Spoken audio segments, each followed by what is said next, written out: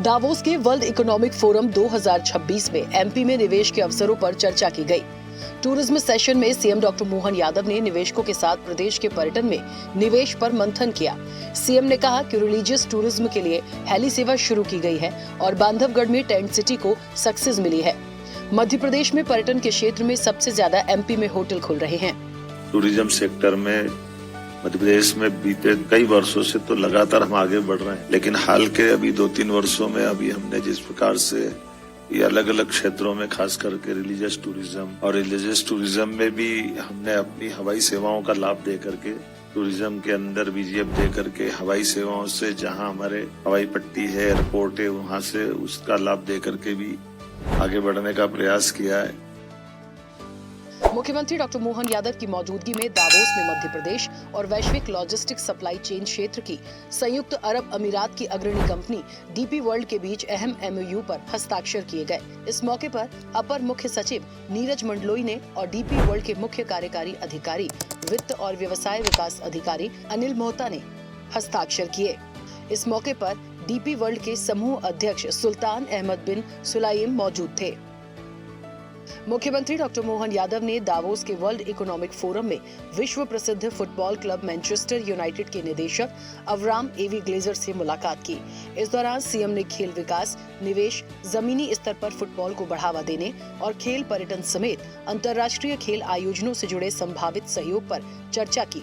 वहीं Manchester United के निदेशक अवराम एवी ग्लेजर ने सीएम के प्रस्ताव पर सहमति जताई है। मुख्यमंत्री डॉक्टर मोहन यादव की मौजूदगी में दावोस के वर्ल्ड इकोनॉमिक फोरम में मध्य प्रदेश में निवेश के लिए कई एमओयू हुए। लॉजिस्टिक बुनियादी ढांचे के विकास के लिए लॉर्ड्स मार्क्स ग्रुप से उद्योग निवेश को बढ़ावा मिलेगा। साथ ही डीपीआईएफएस और थॉमसन के साथ तकनीकी सहयोग पर समझौता किया गया। डब्ल्यूईएफ की टीम के साथ सीएम डॉक्टर मोहन यादव ने बैठक की। मुख्यमंत्री डॉक्टर मोहन यादव ने एआई इनिशिएटिव्स की वाइस प्रेसिडेंट कैलिस्टा रेडमंड से चर्चा की, जिसमें एमपी में तकनीक, आर्टिफिशियल इंटेलिजेंस के विस्तार पर मंथन किया गया। सीएम ने कहा कि शिक्षा, स्वास्थ्य और कृषि जैसे क्षेत्रों में एआई का बेहतर इस्तेमाल किया जा सकता है। दोनों पक्षों ने एमपी में तकनीकी नवाचार और निवेश को बढ़ावा देने के लिए आपसी सहयोग पर सहमति बनी। दावोस में मुख्यमंत्री डॉक्टर मोहन यादव ने स्विट्जरलैंड संसद की नेशनल काउंसिल के सदस्य सैमुअल गगर से मुलाकात की, जिसमें मध्य प्रदेश में आर्थिक और ग्रामीण पर्यटन पर चर्चा की गई। साथ ही स्वच्छ ऊर्जा तकनीकों, प्रिसिजन मैन्युफैक्चरिंग, डिजिटल समाधानों में सहयोग की संभावनाओं पर मंथन किया गया।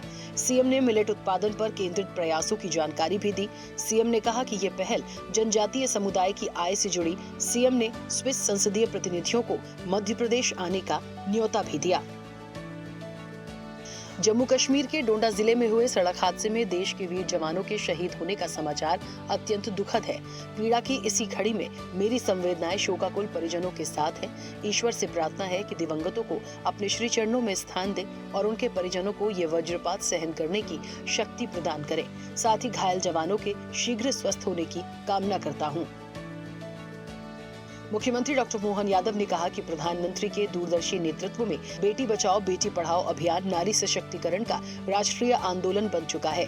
देश दुनिया की मुख्य धारा से बेटियों को जोड़ने वाले इस ऐतिहासिक अभियान के सफलतम 11 साल पूरे होने पर आप सभी को हार्दिक बधाई और शुभकामनाएं। प्रधानमंत्री के मार्गदर्शन में हम सभी महिलाओं के अधिकार, सम्मान, सुरक्षा और समान अवसर के लिए संकल्पित होकर कार्य कर रहे हैं। मुख्यमंत्री डॉक्टर मोहन यादव ने महान स्वतंत्रता सेनानी वीर क्रांतिकारी ठाकुर रोशन सिंह की जयंती पर सादर नमन किया है। सीएम ने कहा कि मातृभूमि की सेवा में आपने सर्वस्व न्यौछावर कर युवाओं को देश की आजादी के लिए संघर्ष करने की प्रेरणा दी। आपका बलिदान सदैव वंदनीय रहेगा। मुख्यमंत्री डॉक्टर मोहन यादव के नेतृत्व में मध्य प्रदेश सांस्कृतिक अभ्युदय से समृद्धि की ओर बढ़ रहा है और आस्था के केंद्रों के विकास से धार्मिक पर्यटन को गति मिल रही है। राजधानी भोपाल में सम्राट विक्रमादित्य, राजा भोज समेत अन्य महापुरुषों के नाम से 9 द्वार स्थापित होंगे। 1450 किलोमीटर लंबे राम वन गमन पथ का निर्माण होगा। जहां जहां भगवान श्री कृष्ण के चरण पड़े, उन स्थानों को तीर्थ के रूप में विकसित किया जाएगा, जिसके लिए श्री कृष्ण पाथेय न्यास का गठन होगा। प्रधानमंत्री मोदी के कर कमलों से विक्रमोत्सव पर विश्व की पहली विक्रमादित्य वैदिक घड़ी का शुभारंभ हुआ। साथ ही 6 धार्मिक नगरों मैहर, चित्रकूट, ओमकारेश्वर, महेश्वर, ओरछा और अमरकंटक में दीनदयाल रसोई योजना का विस्तार किया गया, जहां श्रद्धालुओं को 5 रुपए में भोजन मिल रहा है। वहीं श्री महाकालेश्वर मंदिर में श्री अन्न लड्डू प्रसादम का शुभारंभ किया गया।